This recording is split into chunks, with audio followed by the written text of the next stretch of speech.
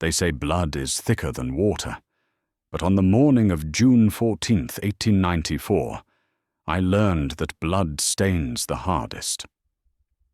I stood at the back of St. George's Chapel, clutching my bouquet of white roses until the thorns pierced my gloves, watching the man I loved slip a ring onto a finger that wasn't mine.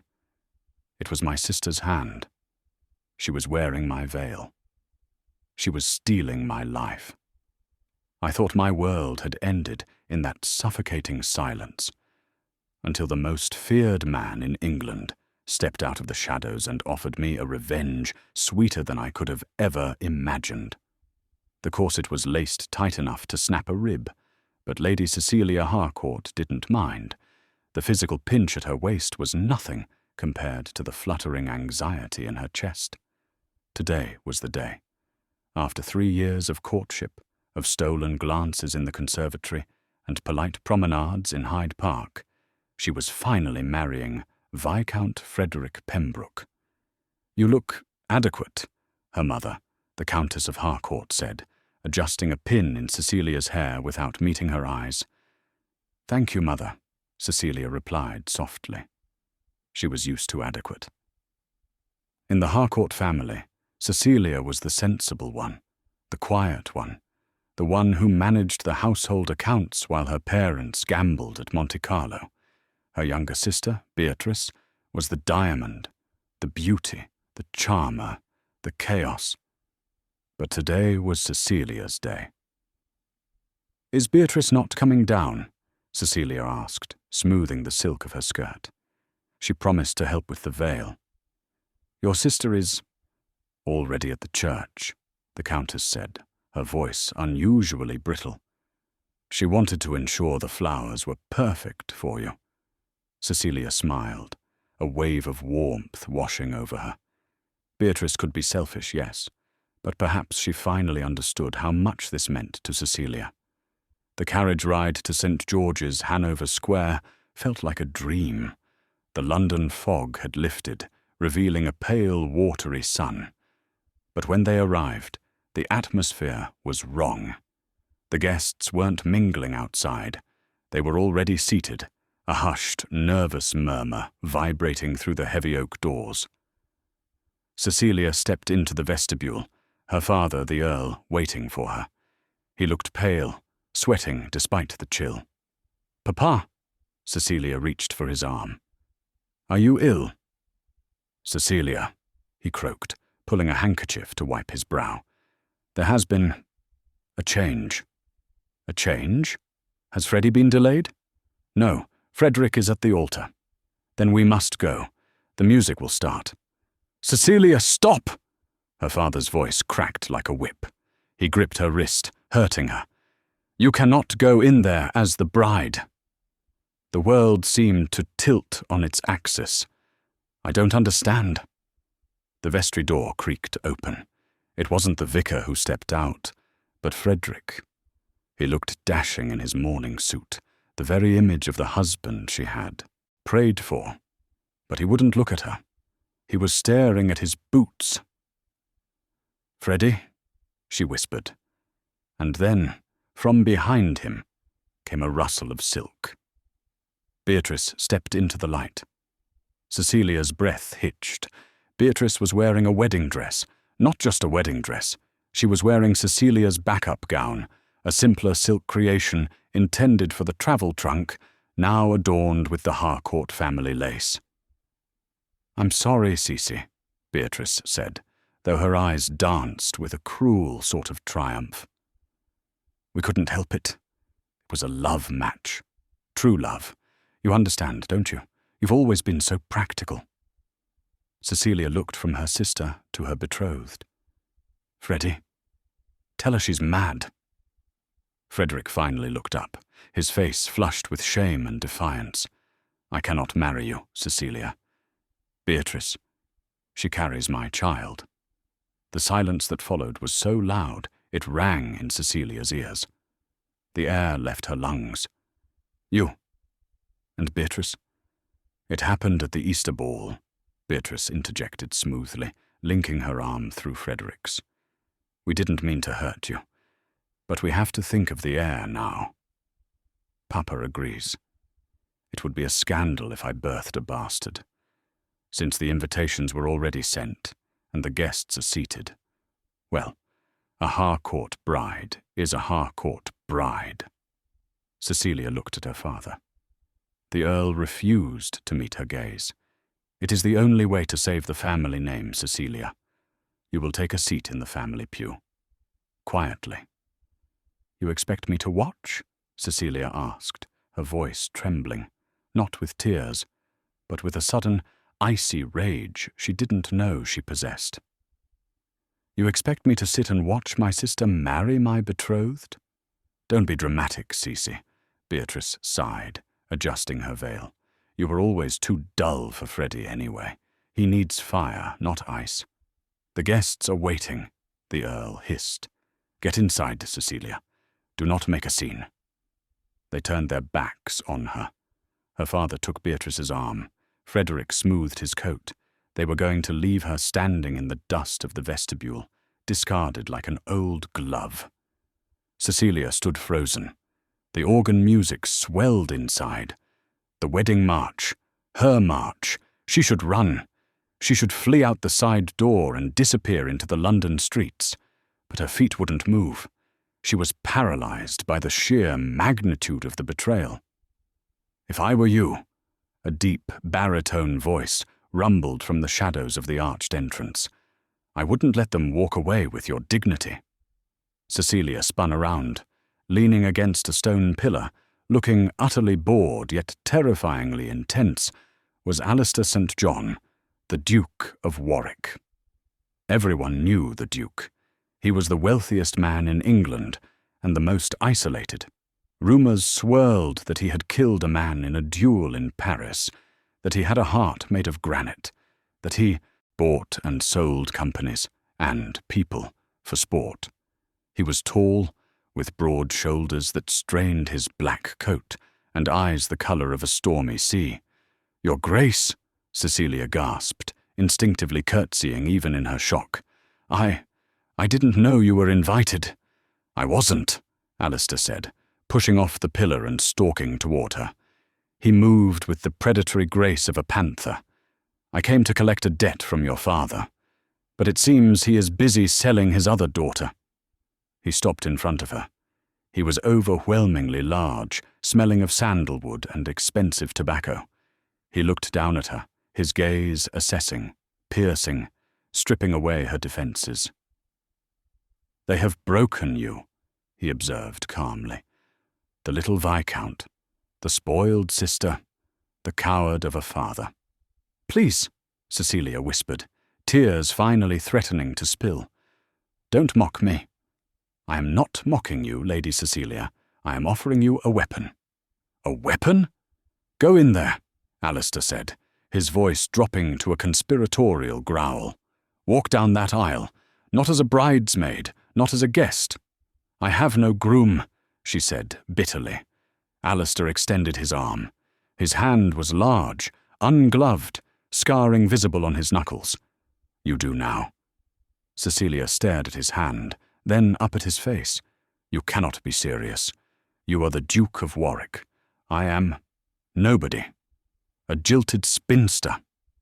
You are the woman who is about to make Frederick Pembroke realize he made the greatest mistake of his life, Alistair said. A small, dangerous smile touched his lips. Marry me, Cecilia. Right now. In front of them all.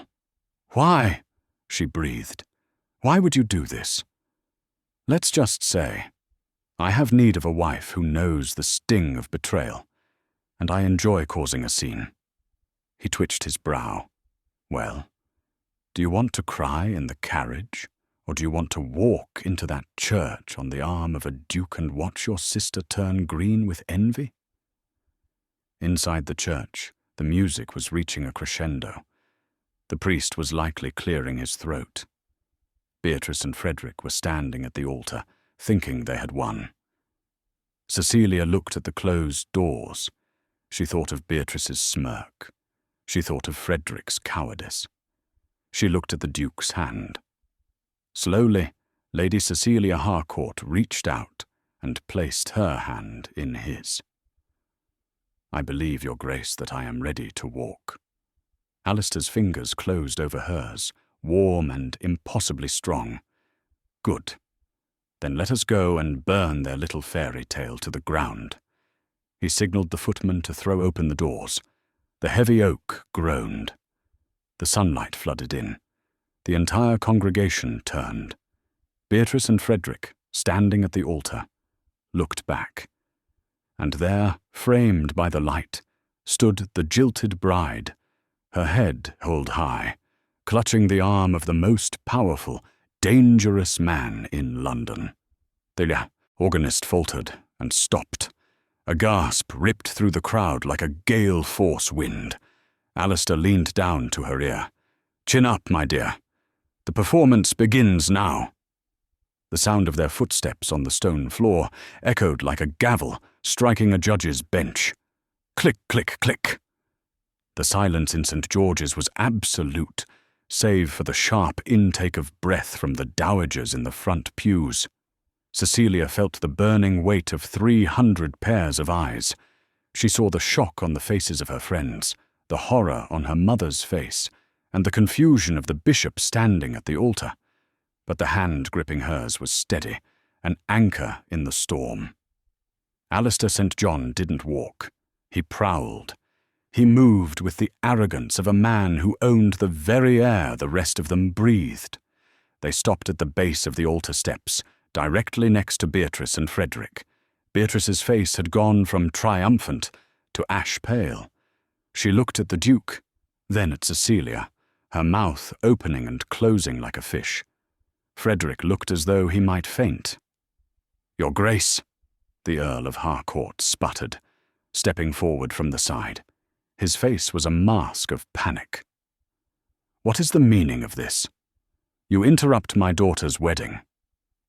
"On the contrary, Harcourt," Alistair said, his voice projecting effortlessly to the back of the nave.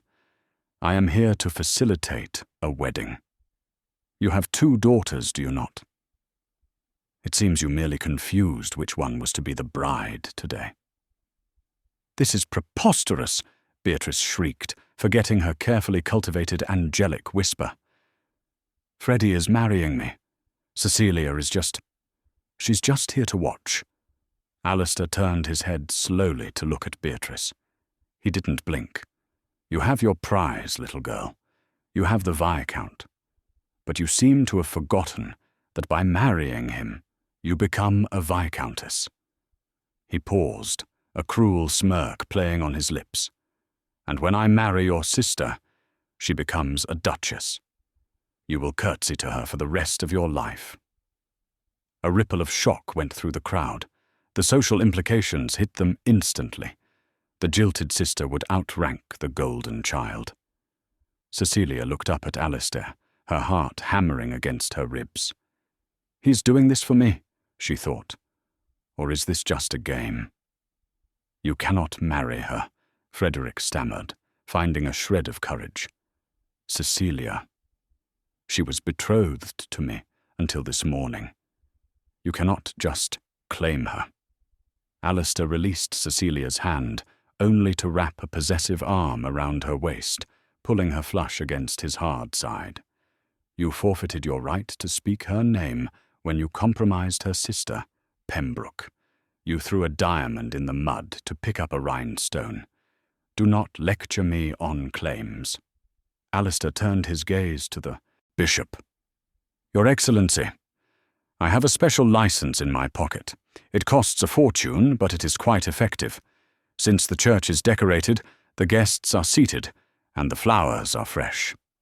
I suggest we make this a double ceremony." "A double ceremony?" The bishop looked at the Earl. "My lord?" The Earl looked at Alistair. Alistair simply raised an eyebrow and tapped his breast pocket. It was a subtle gesture, but Cecilia saw her father flinch. The debt. Whatever Alistair held over her father, it was enough to buy a human soul. "Proceed," the Earl choked out, staring at the floor. "Marry them." "Papa!" Beatrice cried, No, this is my day." "Be quiet, Beatrice," her mother hissed, finally stepping in, sensing the shifting tides of power. The Countess was a survivor. She knew better than to cross the Duke of Warrick. The next 20 minutes were a blur of surreal terror and exhilaration for Cecilia. She stood next to the sister who had betrayed her, repeating the vows that had been written for her and Frederick. But she wasn't saying them to Frederick. She was saying them to a stranger with eyes like cold steel and a voice like dark velvet. "Aye, Alistair. Take thee, Cecilia." His voice was firm, devoid of hesitation. When he slid the ring onto her finger, it was heavy, a massive sapphire surrounded by diamonds, far grander than the delicate band Frederick had given Beatrice. It felt like a shackle. It felt like armor. "I now pronounce you man and wife." The moment the words were spoken, Alistair didn't wait for the recession. He didn't wait for Beatrice and Frederick to kiss. He grabbed Cecilia's hand. "Come, Duchess," he said, loud enough for the first 5 rows to hear. "We have better places to be than this charade." He swept her down the aisle before Beatrice could even turn around. They left the sister and the ex-fiancé at the altar, drowning in the wake of the Duke's exit. The congregation didn't look at the couple remaining at the altar. Every neck was craned to watch the new Duchess of Warwick leave the church. As they burst out into the cool London air, the spell broke. Cecilia's legs gave way. Alistair caught her before she hit the stone steps. He scooped her up into his arms as easily as if she were a child. "Easy," he murmured, his tone shifting from public arrogance to private command. "Don't faint now, Cecilia. The wolves are watching." He carried her to a black carriage that looked more like a hearse than a wedding coach. The Harcourt family crest was nowhere to be seen. On the door was the roaring lion of the House of Warwick. He deposited her inside and climbed in after her, signaling the driver with a sharp rap on the roof. The carriage lurched forward, leaving St. George's and her old life behind. The interior of the carriage was upholstered in dark red leather. It was silent, save for the rhythmic clatter of hooves on the cobblestones of Bond Street. Cecilia sat pressed against the corner, clutching her bouquet of white roses so tightly the stems were snapping. She stared at the man opposite her. Alistair St. John was leaning back, his long legs stretched out, watching her with unreadable eyes. He looked like a predator who had just finished a satisfying meal. "Breathe, Cecilia," he said dryly. "I haven't eaten a wife in years." Cecilia let out a ragged breath. What just happened?" "Justice," he replied. "Or perhaps vengeance. They are often the same thing." "You married me," she whispered, looking at the sapphire weighing down her hand. "You are the Duke of Warwick. You could have any woman in Europe. Why me? Why a spinster jilted by a viscount?" Alistair sat up, the amusement fading from his face. "Because, Cecilia, I do not need a wife who wants me for my title. I do not need a wife who loves me. I need a partner who understands what it is to be discarded." "I don't understand." "My life is complicated," Alistair said, looking out the window as they passed the gas lamps of Grosvenor Square. "I am surrounded by vultures. My cousins, my business rivals, even the crown. They all want a piece of the Warwick estate. My grandfather's will had a stipulation. I must marry before my 35th birthday, or the control of the St. John Shipping Company reverts to a board of trustees. A board led by my uncle, a man who would sell England to the French for a halfpenny."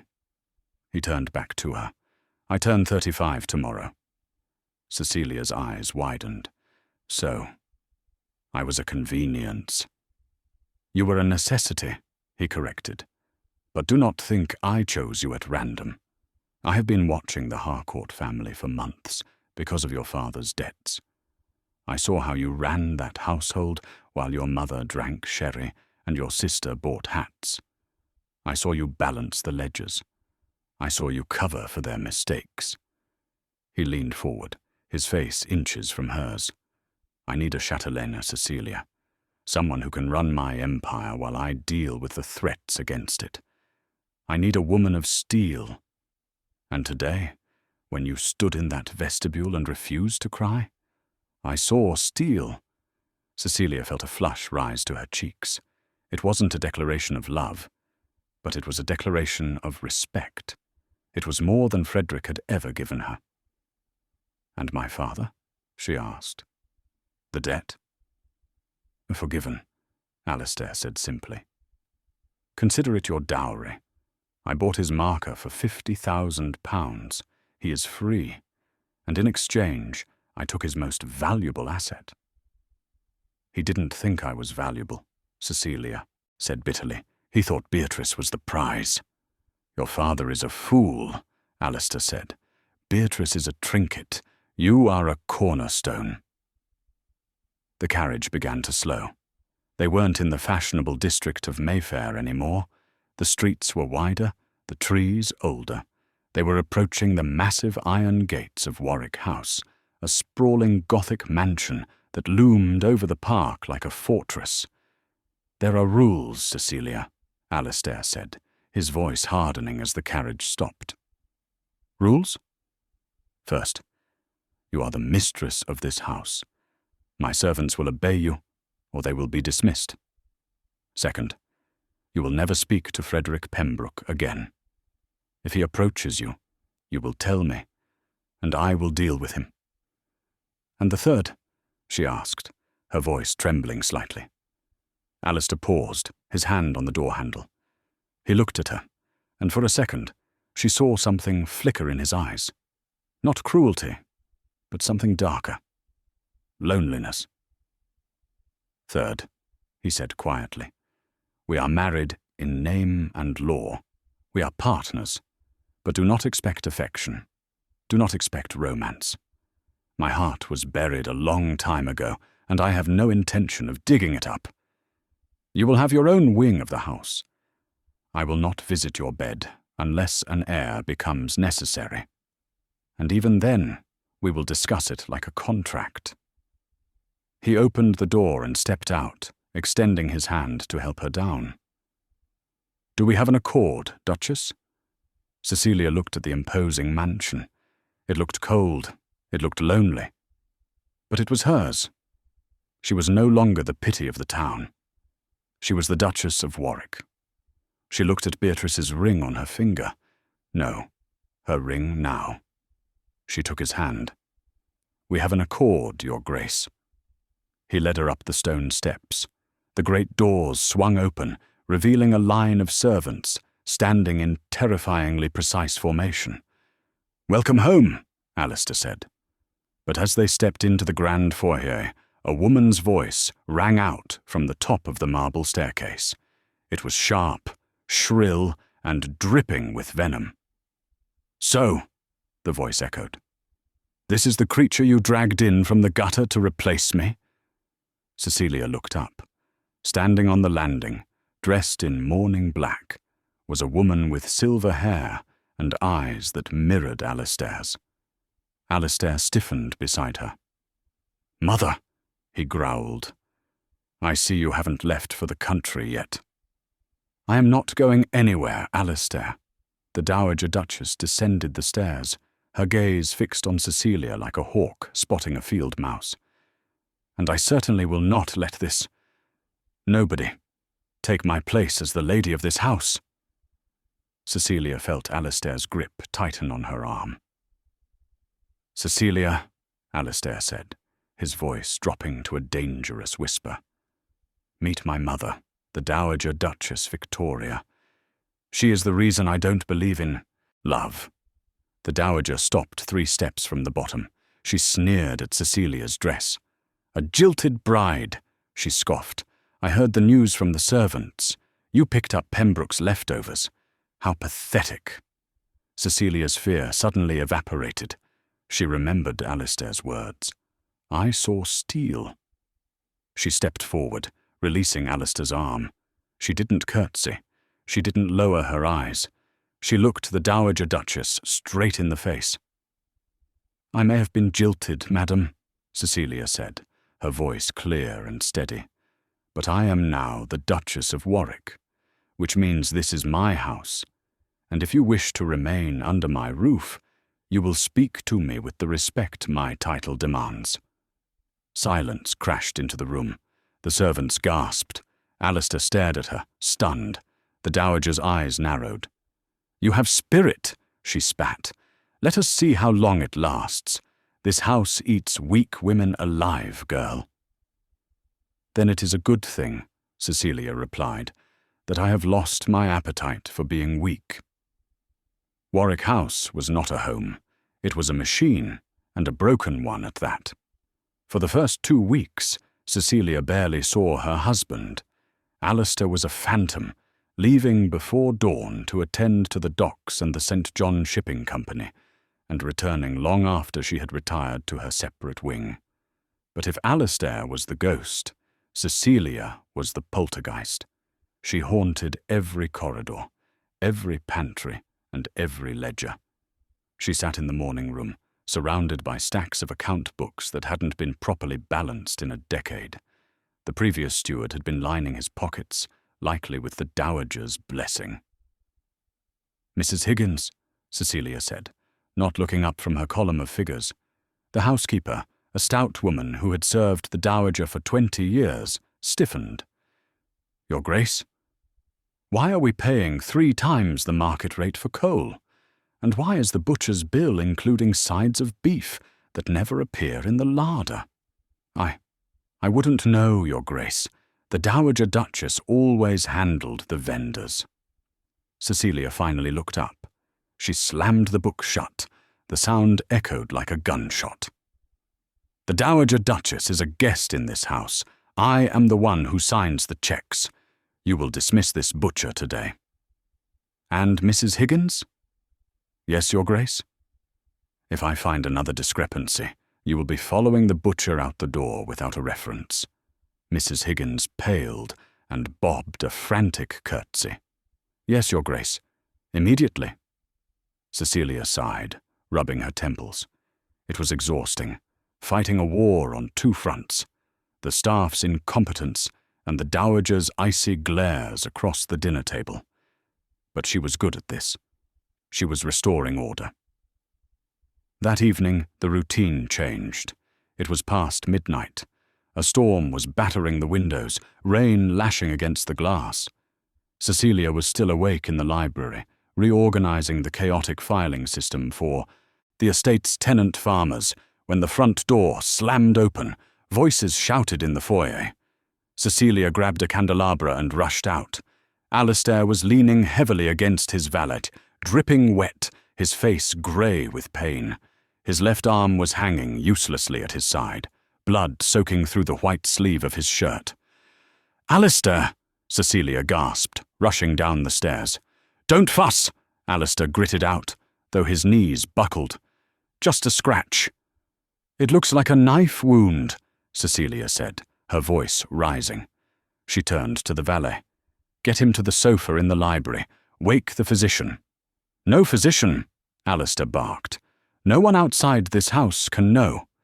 "Do as he says," Cecilia commanded the valet, taking Alistair's good arm. "But bring boiling water and the brandy. Now." They got him onto the leather sofa. Cecilia didn't hesitate. She ripped the expensive silk of his shirt open, exposing a jagged gash across his bicep. It was deep, but clean. "Who did this?" she asked, her hand steady as she dipped a cloth in the hot water the maid brought. "Industrial espionage," Alistair hissed through clenched teeth as she cleaned the wound. "Someone set fire to the Queen Victoria at the East India docks. When I caught the arsonist, he had a knife. Did he speak? He said he was paid by a friend of the family." Alistair looked at her, his eyes feverish. "My uncle. He's trying to cripple the fleet so the board of trustees declares me incompetent." Cecilia poured brandy over the wound. Alistair groaned, his head falling back against the cushions. "You need stitches," she said softly. "I can do it. I used to stitch up the tenant farmer's children when the doctor couldn't come." Alistair looked at her through half-lidded eyes. "You are full of surprises, Cecilia." For the next hour, they worked in silence. Cecilia stitched his skin with the precision of a seamstress, her face close to his arm. Alistair watched her. He watched the way her brow furrowed in concentration, the way her breathing remained calm despite the blood. When she tied the final knot and bandaged him, she sat back, wiping her hands on a towel. "There," she said. "It will scar, but you will keep the arm." Alistair didn't sit up. He reached out with his good hand and caught her wrist. His fingers were hot. "Why?" he asked. "Why what?" "Why do you care? I bought you.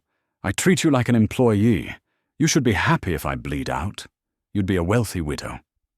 Cecilia looked down at him. The firelight danced in her eyes. "Because, Alistair, we are partners, and I do not like it when people damage my property." Alistair let out a dry, rough laugh. "Your property? Am I your property now, Duchess?" "Until the debt is paid," she whispered. For a moment, the air between them crackled. It wasn't love. It was too sharp for that. It was recognition. Two wounded animals realizing they were in the same cage. "Go to bed, Cecilia," he murmured, releasing her hand. "And thank you." Cecilia stood, her heart beating strangely fast. "Sleep in the library tonight. I will tell the servants not to disturb you." She walked to the door. "Cecilia?" She turned back. "The season begins next week," Alistair said, his voice regaining some of its steel. "We need to show the world that the Duke of Warrick is not bleeding. We are going to host the grand ball. And we are going to invite everyone, including your sister." Cecilia straightened her spine. "I will have the invitations sent in the morning." The Warwick House ball was the event of the decade. The ballroom was a sea of crushed velvet, diamonds, and gossip. 500 of London's elite had gathered, ostensibly to celebrate the Duke's birthday, but really to stare at the scandalous couple. Cecilia stood at the top of the grand staircase, her hand resting on Alistair's arm. She wore a gown of midnight blue velvet that matched the sapphire on her finger, the neckline cut daringly low to display the Warwick diamonds, a necklace heavy enough to sink a ship. Alistair looked impeccable in his formal dress, his injured arm hidden beneath his coat. Only Cecilia noticed the slight stiffness in his movement. "Ready to face the lions," he murmured. "I am the lion tamer," she replied. They descended. The room went silent, then erupted into whispers. Cecilia smiled, a cool, detached smile that she had learned from Alistair. "Look at her," she heard a duchess whisper. "She looks regal. I never noticed her before." "And him," another replied. "He looks less like a beast and more like a king." They circulated the room. Alistair stayed glued to her side, playing the part of the devoted husband perfectly. Every time he touched the small of her back, the crowd swooned. Then the footman announced, "Viscount and Viscountess Pembroke." The crowd parted. Beatrice and Frederick entered. It had only been a month, but the change was startling. Beatrice wore a dress of bright pink satin that clashed with her complexion. It was too frilly, too desperate, a dress meant for a debutante, not a married woman. But it was Frederick who looked worse. He was gaunt, his eyes darting around the room nervously. He looked like a man hunted. Cecilia felt a strange sensation in her chest. She expected anger. She expected jealousy. But looking at them, Beatrice clinging to Frederick's arm with a forced smile, Frederick sweating through his collar, She felt nothing but pity. They approached. "Cecilia!" Beatrice trilled, her voice too high. "Oh, look at you. Blue is certainly a choice. A bit sombre, isn't it?" "It is the Warwick colour," Cecilia said smoothly. "Hello, Beatrice." "Frederick." Frederick couldn't meet her eyes. "Your Grace," he mumbled, bowing to Alistair. Alistair didn't bow back. He stared at Frederick with open contempt. "Pembroke, I hear you've been spending a lot of time at the gaming clubs. Bad luck lately?" Frederick flinched. "Aye, one has ups and downs." "Mostly downs, I hear," Alistair said. "Be careful. Debts have a way of being collected when you least expect it." Beatrice stepped in, sensing the hostility. "We are just so happy for you, Cece. Truly. Although it must be lonely in this big, draughty house. Frederick and I are so busy with preparations for the nursery." She patted her flat stomach, a smirk returning to her lips. It was a low blow. A reminder that Beatrice had the love match, the baby, the normal life. Before Cecilia could respond, Alistair laughed. It was a dark, rich sound. "Lonely? Hardly. My wife is quite occupied managing my empire. She has a talent for spotting fakes. In ledgers and in people, it makes her invaluable." He pulled Cecilia closer. "And as for the nursery, we are in no rush. We prefer to enjoy our time. Practicing." Cecilia choked on a gasp. Beatrice turned bright red. Suddenly the music stopped. A man pushed his way through the crowd. It was Alistair's uncle, Lord Silas St. John. He was a portly man, with a face like a bulldog, and eyes that held zero warmth. "Nephew," Silas boomed. "Quite a party. Spending the inheritance before you lose it?" "Uncle," Alistair nodded. "I didn't think you'd come. I thought you'd be busy, lighting fires." The room went deadly quiet. The accusation hung in the air. "Careful, boy," Silas snarled, stepping closer. "Slander is an ugly thing. I am here to congratulate you, and to introduce you to my new business partner." Silas gestured to Frederick. "Frederick," Cecilia whispered. Frederick looked like he wanted the floor to swallow him. I had no choice," he stammered. "The debts—" "Yes," Silas gloated. "It seems the Viscount Pembrooke has sold his shipping interests to me. And since his lands border the Warwick shipyard, I now control the access road to your warehouses, Alistair. I can choke your supply line by morning." Cecilia's mind raced. That was the plan. Frederick had gambled away his fortune, and Silas had bought him. They were going to strangle Alistair's company using Frederick's land. Alistair's face was stone. He hadn't anticipated this. "You are using a fool to fight a war, Silas," Alistair said quietly. "A fool with a deed is a king," Silas laughed. "Checkmate, Alistair." Beatrice looked confused. "Freddie, what does he mean? You sold the land. That was for our child's inheritance." "Shut up, Beatrice," Frederick snapped, the pressure finally breaking him. The crowd gasped. Cecilia looked at Alistair. He was cornered. If they lost the access road, the company would bleed money. The board would oust him. Cecilia stepped forward, releasing Alistair's arm. "Lord Silas," she said, her voice ringing out like a bell. Silas looked down at her. "The little bride. Go play with your dolls, girl. Men are talking." "Actually," Cecilia said, reaching into her reticule, a small handbag, "we are talking about land, specifically the Pembroke access road." She pulled out a folded piece of parchment. "Frederick," she said, turning to her ex-fiancé, "do you remember the engagement settlement, the one my father drew up 3 years ago?" Frederick blinked. The dower lands." "Precisely," Cecilia said. "When we were betrothed, Your father signed over the deed to the access road to the Harcourt estate as security for my dowry. It was to be returned upon our marriage." She paused, looking at Beatrice. "But we didn't marry, did we, Frederick? You married my sister, which means the contract was voided.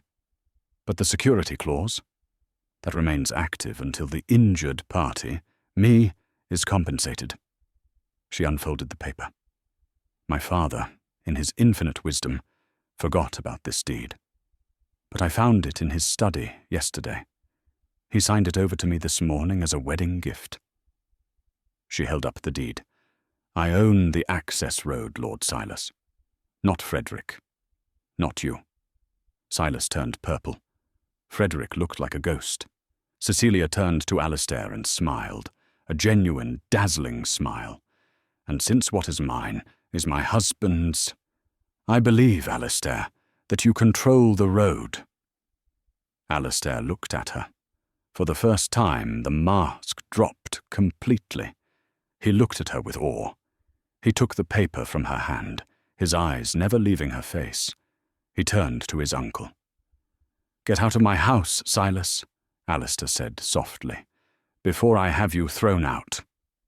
Silas sputtered, glared at Frederick, and stormed out. Frederick collapsed into a chair, head in his hands. Beatrice was sobbing, realizing their leverage and their money was gone. Alistair didn't care. He took Cecilia's hand and raised it to his lips, kissing her knuckles right over the sapphire ring. "Remind me," he whispered against her skin, sending shivers down her spine. "Never to play cards against you, my dear wife." "I told you," Cecilia whispered back, her heart soaring. "I am the chatelaine. I protect this house." But as the orchestra started up again, and Alistair swept her onto the dance floor, Cecilia saw the Dowager Duchess watching from the balcony. She wasn't angry. She was smiling. And that was far, far more terrifying. The triumph at the ball changed everything, and yet it changed nothing. Cecilia was no longer the jilted bride in the eyes of society. She was the formidable Duchess of Warrick. But inside the cold stone walls of the mansion, the distance between her and Alistair remained. He treated her with a new, intense respect, consulting her on business matters and trusting her judgment, but the door between their bedrooms remained locked. Then, 3 months later, the letter arrived. Cecilia was in the conservatory, pruning the roses, when a footman presented a silver tray. On it lay a crumpled envelope, addressed in Beatrice's erratic handwriting. "Cecilia, please, I have nowhere else to turn. Frederick has left. He's gone to the continent to escape his gambling debts. The creditors have taken the townhouse. I am alone. And the baby is coming early. Help me." Cecilia stared at the paper. Frederick had abandoned his pregnant wife. The cowardice was breathtaking. She found Alistair in the library. He read the note, his face impassive. "She made her bed," he said coldly. "Let her lie in it." "She is my sister," Cecilia said, "and she is carrying a child, an innocent child. A child that should have been yours, had Pembroke been a man of honor." "That doesn't matter now," Cecilia insisted. "I cannot leave her on the street, Alistair." "I won't." Alistair looked at her for a long moment. He sighed, rubbing the bridge of his nose. "You are too good for this world, Cecilia." "Very well. Bring her here. But she stays in the East Wing, and she does not dine with us." Beatrice arrived that evening, a shadow of her former self. The arrogance was gone, replaced by a terrified exhaustion. When she saw Cecilia, she burst into tears, falling to her knees in the foyer. "I'm sorry," she sobbed. "I'm so sorry, Cece. I ruined everything. I wanted to be a viscountess, and now I'm a beggar." Cecilia helped her up. "You are safe now, Beatrice." For the next 2 weeks, the house was tense. Beatrice was bedridden, her health fragile. Cecilia tended to her, despite the dowager's sneers and Alistair's silent disapproval. Then, the night of the storm came. Beatrice went into labour a month early. The screams echoed through the east wing. The midwife was grim-faced. "The baby is turned wrong, Your Grace," she told Cecilia. "It is going to be a hard fight." Cecilia sat by Beatrice's bed for 12 hours, holding her hand while her sister writhed in pain. "Promise me," Beatrice gasped, her face grey with sweat. "Promise me you'll take care of it. Frederick, he won't care. Promise me, Cece." "I promise," Cecilia wept. "But you will be there too." "No," Beatrice whispered, a strange clarity in her eyes. I think this is my karma. Hard karma, Cece. I stole your happiness, and now I pay with mine." At dawn, the baby was born, a boy, small but with a strong cry. But Beatrice didn't hear it. She hemorrhaged moments after the birth. The midwife worked frantically, but it was no use. Beatrice, the golden child, the sister who had wanted everything, slipped away, her hand limp in Cecilia's. Cecilia walked out of the room, the wailing infant in her arms. She felt hollowed out. She walked down the long corridor to the library, where Alistair was waiting. He looked up from his desk. He saw the baby. He saw Cecilia's face. "She's gone?" he asked quietly. Cecilia nodded. She couldn't speak. She sank onto the sofa, looking down at the tiny red face of Frederick Pembroke's son. Alistair stood and walked over to her. He didn't look at the baby with disgust. He looked at it with curiosity. "So," he murmured, "Pembroke's heir. An orphan." "He has no one," Cecilia whispered. "Frederick is gone. My parents are useless. He has no one." Alistair sat down next to her. The distance he always kept, that physical barrier, was gone. He reached out and touched the baby's fist with one large finger. The baby grasped it. "He has us," Alistair said. Cecilia looked up, startled. "Us?" "We have no heir, Cecilia," Alistair said, his voice rough. "And I have grown tired of waiting for the right time. We will raise him. Not as Pembroke's bastard, but as my ward. And if he proves worthy, perhaps more." "You would do that?" Tears spilled down her cheeks. "After everything Frederick did to you?" "I am not doing it for Frederick," Alistair said, turning his gaze to her. "I am doing it for his mother, because she died knowing she was wrong. And I am doing it for you, because you have a heart big enough to forgive the unforgivable." He reached up and wiped a tear from her cheek. His thumb lingered on her skin. "Cecilia," he whispered, "I told you once that I had no heart. I think I lied." Cecilia's breath hitched. "Alistair? You have filled this cold, dead house with life," he said, leaning closer. "You fought my enemies. You saved my arm. You saved your sister. You saved me." He kissed her. It wasn't the chaste kiss of the altar. It was desperate, passionate, and filled with a hunger that had been suppressed for months. Cecilia melted into him, the baby safe between them, the last wall finally crumbling. 5 years is a long time in the life of a rose garden. What had once been a rigid, manicured display of Harcourt pride had been transformed, under Cecilia's hand, into something wilder, lusher, and infinitely more alive. The wisteria had claimed the stone trellis, thick with purple blooms, and the scent of jasmine hung heavy in the warm July air. Cecilia stood on the terrace of Warwick House, shielding her eyes against the golden slant of the late afternoon sun. She was no longer the trembling girl in the vestibule of St. George's Chapel. At 28, the Duchess of Warwick possessed a beauty that was entirely her own. Not the porcelain fragility of a debutante, but the vibrant, grounded presence of a woman who ruled her world, Her gaze was fixed on the manicured lawn below, where a scene of chaotic joy was unfolding. A little boy, 5 years old with a mop of unruly dark curls, was sprinting across the grass, his laughter ringing out like silver bells. Chasing him was a golden retriever the size of a small pony, barking happily as they weaved between the ancient oak trees. "Faster, Barnaby! You can't catch me!"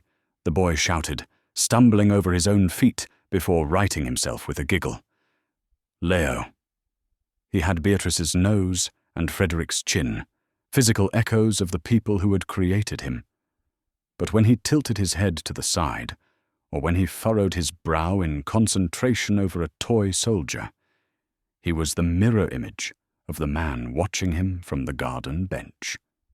Alistair St. John, the Duke of Warrick, the man once whispered about as a monster, a cold-hearted recluse, was sitting with his cravat loosened and his sleeves rolled up, cheering on the race. "Flank him, Barnaby," Alistair called out, his voice booming with a warmth that the rest of London would never recognize. "Don't let the enemy escape the perimeter." Cecilia smiled, a soft, private expression that she kept only for them. She felt a pair of strong arms wrap around her waist from behind, pulling her back against a solid, familiar chest. She hadn't even heard him move up the stairs. For a large man, Alistair still moved with the silent grace of a predator, though now he used that stealth mostly to sneak up on her for stolen kisses. "He runs like he has wings on his heels," Alistair murmured into her hair, resting his chin on her shoulder. "I suspect he has been eating the sugar cubes from the tea service again." "He gets that energy from you," Cecilia replied, leaning back into his embrace, resting her hands over his where they clasped her waist. "You never stop moving. Even when you sleep, you are fighting imaginary battles." "I have no need to fight battles anymore, Cecilia," he said, his voice rumbling against her back. "I won the war 5 years ago." He turned her around gently, his grey eyes searching hers.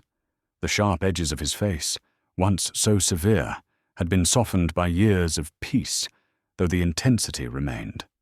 "You look pensive, Duchess. Is the tea too cold? Or are you plotting to overhaul the library filing system again?"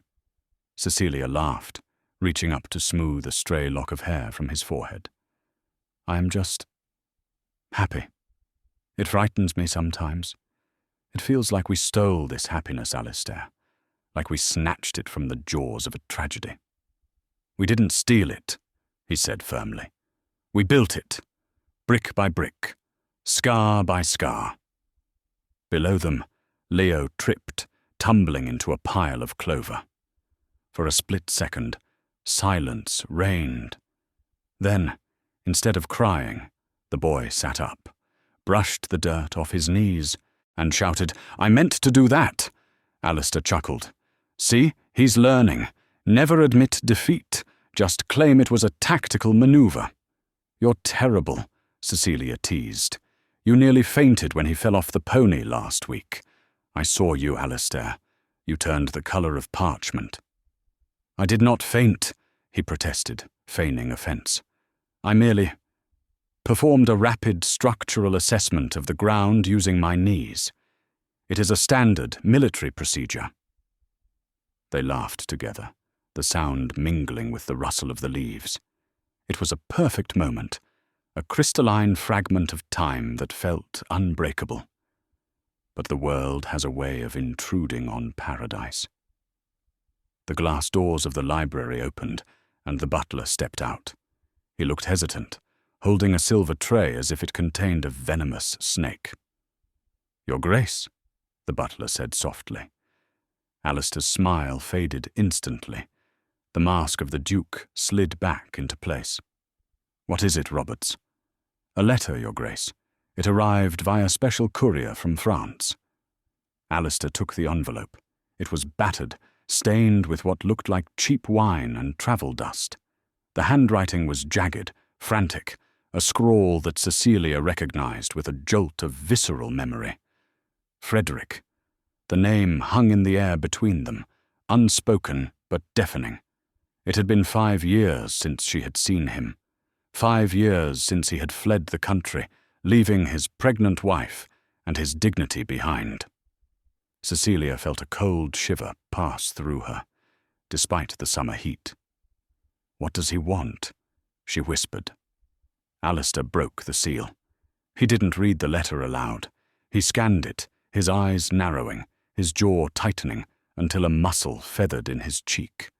He read it once, then a second time, his expression shifting from anger to something resembling pitying disgust. "He is in Paris," Alistair said, his voice flat. "He is dying, Cecilia. Consumption. The doctors have given him weeks, perhaps days." Cecilia stared at the paper in his hand. Frederick was dying. The man she had once thought she would grow old with. The man she had cried over in the vestibule of St. George's. It felt like hearing news about a stranger. "And?" she asked. "He is asking for money, of course, to pay for morphine and a dignified end, as he calls it." Alistair paused, looking down at Leo, who was now wrestling the dog in the grass. "And he wants to see the boy." The world seemed to tilt. "He wants to see Leo." "He says he has a right," Alistair said, crushing the letter slightly in his fist. "He says he wants to make his peace. He wants to look upon his son before he goes." Cecilia looked at her husband. She saw the tension in his shoulders. She knew what Alistair was thinking. He was the most powerful duke in England. He could crush Frederick with a word. He could burn the letter and never speak of it. But he was bringing it to her. He was giving her the choice. "He abandoned him," Cecilia said, her voice trembling with a sudden, fierce protectiveness. "He left Beatrice to die. He left Leo before he even took his first breath. He doesn't know Leo's favorite color. He doesn't know that Leo sleeps with a nightlight because he's afraid of shadows. He doesn't know that Leo wants to be a ship captain when he grows up." "No," Alistair agreed quietly. "He knows none of that." "He is a biological fact," Cecilia said, the anger rising in her throat, hot and purifying. "He is not a father." She reached out and took the letter from Alistair's hand. The paper felt grimy. It felt like the past, dirty, desperate, and selfish. She turned and walked toward the edge of the terrace, where a small iron fire pit was smouldering, the gardener having used it to burn dry leaves earlier in the day. The embers were still glowing orange beneath the grey ash. "Cecilia?" Alistair asked. "You don't have to decide now. If you want to go to Paris, if you want Leo to know." She stopped. She looked down at the letter. She imagined dragging Leo to a dark room in Paris to watch a stranger die. She imagined the confusion in her son's eyes. She imagined opening the door to the chaos she had spent 5 years walling out. "Leo has a father," she said, her voice gaining strength with every word. She tossed the envelope onto the embers. For a moment, nothing happened. Then, the corner of the paper curled and browned. A small flame licked at the seal. The handwriting, Frederick's desperate plea, began to blacken. "He's down there on the grass," Cecilia said, watching the fire consume the last link to her old life. "He is the man who taught him to walk. He is the man who sat up with him when he had the fever. He is the man who loves him enough to let me make this choice." The letter burst into flame, crumbling into ash. It was gone. The debt was paid. The past was dead. She turned back to Alistair. The sun was setting now, casting long shadows across the terrace, bathing him in a halo of amber light.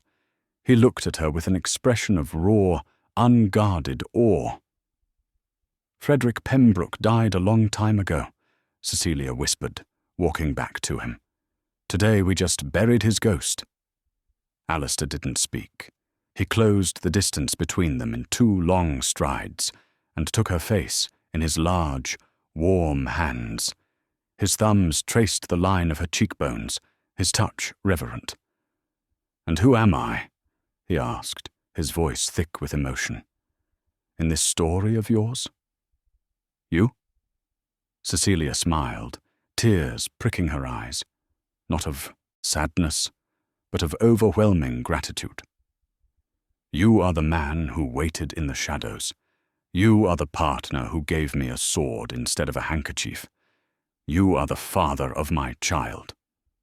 "Our child," Alistair corrected fiercely. "Our child," she agreed. He kissed her then. It wasn't the tentative kiss of a contract, nor the desperate kiss of new lovers. It was a kiss of deep, abiding roots. It tasted of 5 years of mournings, of shared burdens, of a love that had been forged in fire and tempered in steel. Below them in the twilight, a little boy shouted, "Papa! Mama! Look! I caught him!" Alistair broke the kiss, breathless, his forehead resting against hers. "We should go down," he whispered. "He wants to show us his victory." "Yes," Cecilia said, taking her husband's hand, the hand that wore the ring she had given him, the hand that had pulled her from the wreckage. "Let's go down. The past is ash, Alistair. But the future is waiting for us on the lawn." Hand in hand, the Duke and Duchess of Warrick descended the stone steps, leaving the embers to fade into the night, walking into the light of the family they had built together. They say that revenge is a dish best served cold, but Cecilia Harcourt learned that the best revenge is simply living a life so full of light that the darkness of the past has no place to take root. She didn't just survive the betrayal that shattered her world. She used the wreckage to build a fortress of love. Beatrice died chasing a hollow title. Frederick died alone, chasing a fortune he couldn't keep. But Cecilia earned her title not by marriage, but by mastering her fate. In the end, the jilted bride didn't need a Prince Charming to save her. She saved herself, and in doing so, she tamed the beast and gave an innocent child the one thing money cannot buy: a home. And that is the incredible finale of the Duke's Jilted Bride. What a journey, from the heartbreak at the altar to that powerful moment of burning the letter in the garden. If you loved this story of betrayal, redemption, and a romance that defied all odds, please give this video a huge thumbs up. It really helps the channel grow and tells me you want more stories like this. Don't forget to subscribe and hit that notification bell so you never miss a new upload. And I have a question for you. Did Cecilia make the right choice by burning the letter and keeping Frederick a secret from Leo? Or did Frederick deserve to see his son one last time? Let me know your honest thoughts in the comments below. I read every single one. Thanks for watching, and see you in the next story.